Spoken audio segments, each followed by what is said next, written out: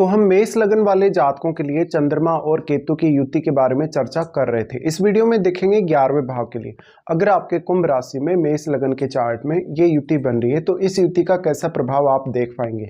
यहाँ देखिए 11वां भाव है वो आपकी अपेक्षाओं से, अभिलाषाओं से जुड़ा है, या आपकी जो भी इच्छाएं हैं, जो बड़ी इच्छाएं आपकी लाइफ की, जैसे बहुत ज़्यादा धन कमाना है, करियर को बहुत ज़्यादा अच्छा बनाना है, या पर्टिकुलर आपका कोई अन्य गोल भी हो सकता है। यहाँ जब भी चंद्रमा केतु के साथ आएंगे तो केतु इस हाउस के एनर्जी को हमेशा एब्जॉर्ब करने का काम करेंगे।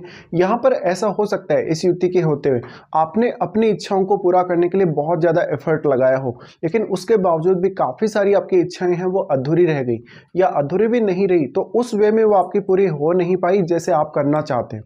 इसके अलावा आपके नेटवर्क वाले लोग, आपके फ्रेंड्स लोग हमेशा आपका फायदा ही उठाएंगे इस युति के होते हुए। वैसे भी यहाँ चंद्रमा है, चंद्रमा बहुत ही ज़्यादा सरल स्वभाव को दिखाते हैं, इसलिए आप अपने दोस्तों को जब भी वो आपसे कोई सहायता मांगेंगे उनको आप ना नहीं कह सकेंगे। आप तो दूसरों को अच्छे से सपोर्ट कर देंगे या उनकी सहायता कर देंगे, लेकिन दूसरे लोग आपको किस वे में सपोर्ट करेंगे, यहाँ पर इसको लेकर बहुत ज़्यादा डाउट होगा। चंद्रमा यहाँ साथ हैं तो चंद्रमा आपकी इच्छाओं को यहाँ कुछ हद तक सीमित करने का काम कर सकते हैं, क्योंकि यहाँ जो एनर्जी है वो केतु एब्जॉर्ब कर रहे हैं।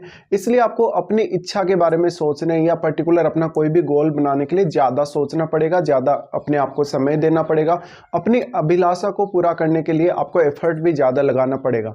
इसलिए आप एक प्रॉपर प्लानिंग करके चलें और लगभग हर काम समय पर करें तो ज़रूर आप अपनी इच्छाओं को पूरा ज़रूर कर सकते हैं, लेकिन कहीं ना कहीं फिर भी आपको ऐसा लगेगा कि आपके जीवन में वो कमी रह ही गई है। अब यहाँ सबसे मेन बात आती है, जैसे आप कोई भी बिजनेस करते हैं तो आपके पास जो पैसा आता है, जो आपको इनकम होती है या आपका जो भी प्रॉफिट होता है, तो यहाँ उसको लेकर भी आपके मन में कोई संतुष्टि नहीं रहेगी। यहाँ आपको ये देखना है कि चंद्रमा कितना ज़्यादा क्लोज है केतु के। जितना ज़्यादा केतु के क्लोज होगा चंद्रमा, उतना ही ज़्यादा आपको डिससेटिस्फेक्शन ज़्यादा होगा। चंद्रमा एक ऐसा ग्रह है जो काफ़ी ज़्यादा सॉफ्ट है और काफ़ी फास्ट मूविंग है वो गोचर के हिसाब से, लेकिन चंद्रमा किसी भी राहु या केतु जैसे ग्रह से काफ़ी ज़्यादा ही प्रभावित होता है। और यहाँ पर अगर आपका चंद्रमा इस प्रकार से है तो आपको चंद्रमा से रिलेटेड काम करने के लिए ज़्यादा से ज़्यादा सोचना पड़ेगा और बहुत लंबे समय तक भी सोचना पड़ सकता है।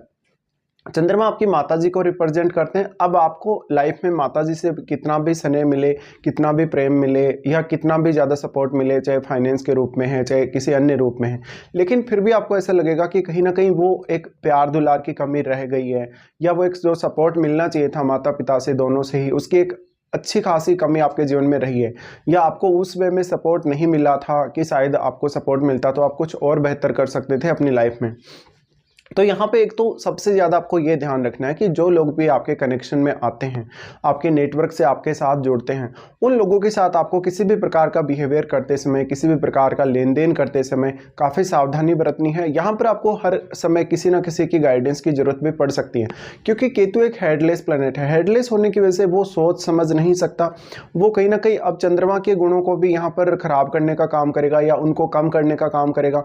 तो आपको इमोशनली बहुत ज़्यादा डिस्टर्ब होना पड़ सकता है, बहुत ज़्यादा सोचना समझना पड़ सकता है, काफ़ी लंबे लंबे समय तक आपको विचार करना पड़ सकता है। और ऐसा भी हो सकता है कि बहुत ही लंबे समय तक विचार कर रहे हैं, आपने काफ़ी समय दे दिया किसी भी प्लानिंग को, लेकिन उसके बावजूद भी एक फाइनल फैसला आप नहीं कर पा रहे कुछ भी करने के लिए।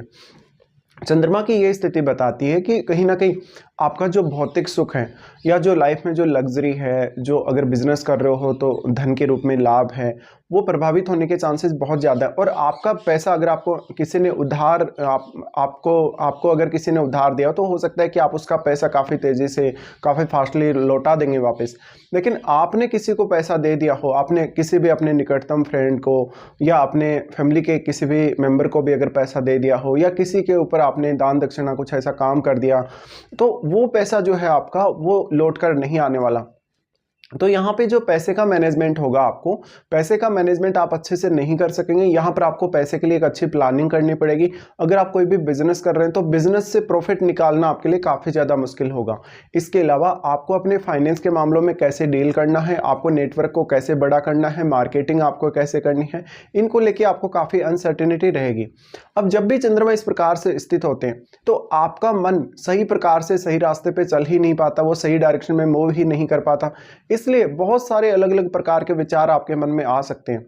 किसी भी प्रकार की आप प्लानिंग करने जा रहे हैं तो आपको बहुत सारे नए नए ऑप्शंस देखने को मिल सकते हैं कि आप कौन सा ऑप्शन उनमें से चुनेंगे। इसको लेकर काफ़ी कन्फ्यूजन आप में रहेगा।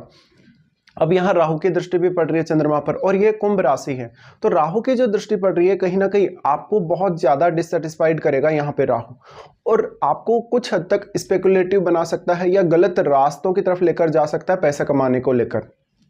फिर देखिए इस हाउस के जो लॉर्ड हैं वो शनि हैं, इसलिए शनि इन दोनों के ही डिस्पोजिटर हैं। आपको ये देखना पड़ेगा कि शनि का संबंध यहाँ है या नहीं है। अगर मान लो कुछ हद तक यहाँ शनि का संबंध है तो शनि हो सकता है कि आपको सही तरीके से पैसा अर्न करने की तरफ लेके जाएं और काफ़ी ज़्यादा अनुशासित बनाएं धन संपत्ति और पैसे के मामले में।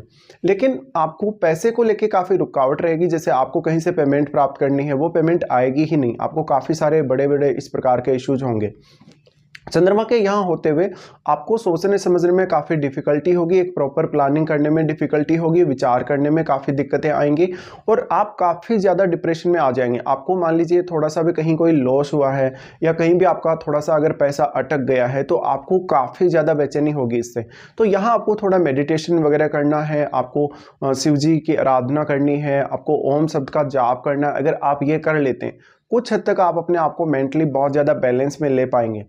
अब देखिए चंद्रमा है वो हमारी भावनाओं से, हमारे इमेजिनेशन से या हमारे इमोशंस से जुड़ा हुआ है, इसलिए आपकी जो भावनाएं हैं वो प्रॉपर नहीं होंगी। आप हो सकता है कि किसी के साथ बहुत ज़्यादा लगाव रख रहे हैं, कोई आपका बेस्ट फ्रेंड है या आपके नेटवर्क में कोई भी ऐसा पर्सन है जिससे आप इमोशनली काफ़ी ज़्यादा जुड़े हैं, लेकिन समय आने पर वो दोस्त आपका साथ नहीं दे रहा या आपकी उससे जैसे अपेक्षा थी वो वैसे काम नहीं कर रहा।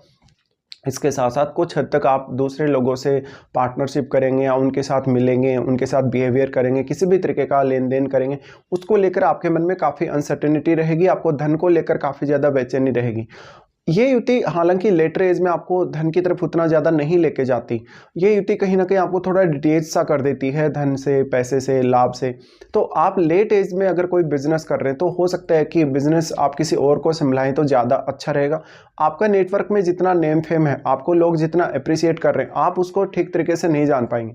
इसके अलावा धन संपत्ति को लेकर आपके बहुत सारे निर्णय गलत होने की भी संभावना है, क्योंकि एक तरफ तो यहाँ चंद्रमा है, दूसरी तरफ केतु है।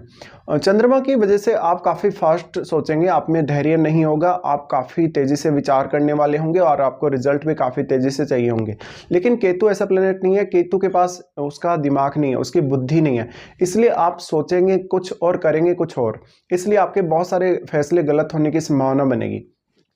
अब आप ये देखें, यहाँ अगर आपको बृहस्पति जैसे ग्रह का सपोर्ट हो या यहाँ पर किसी शुक्र जैसे ग्रह का सपोर्ट हो, कुछ हद तक आप फिर भी बेहतर कर सकते हैं।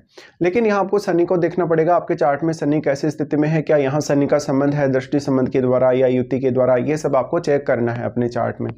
दूसरी बात ये आती है कि आपको इनमें से अगर किसी की महादशा आ जाती है तो ज़्यादातर लोग आपका फ़ायदा उठाएंगे, आप अपना ज़्यादा से ज़्यादा पैसा, धन संपत्ति दान करेंगे, दूसरे लोगों को दे देंगे या उनका किसी भी तरीके से सपोर्ट कर देंगे। यहाँ पे आपको जिस प्रकार की पॉपुलैरिटी मिलनी चाहिए, मान सम्मान मिलना चाहिए या एप्रिसिएशन मिलना चाहिए, या तो वो आप कहीं ना कहीं देख नहीं पाएंगे अपनी लाइफ में। अगर आपको एप्रिसिएशन मिलता भी है, आपकी कोई तारीफ करता भी है, तो आप उसकी तारीफ को सही वे में नहीं ले पाएंगे। तो यहाँ पर आपको चंद्रमा पर ही ज़्यादा से ज़्यादा काम करना जरूरी है। फिर आपको ये भी देखना है कि कौन कौन से अन्य ग्रह यहाँ संबंध बना रहे, वो चाहे दृष्टि संबंध के द्वारा है, चाहे वो युति के द्वारा है, ये सब भी आपको एनालाइज करना ही पड़ेगा।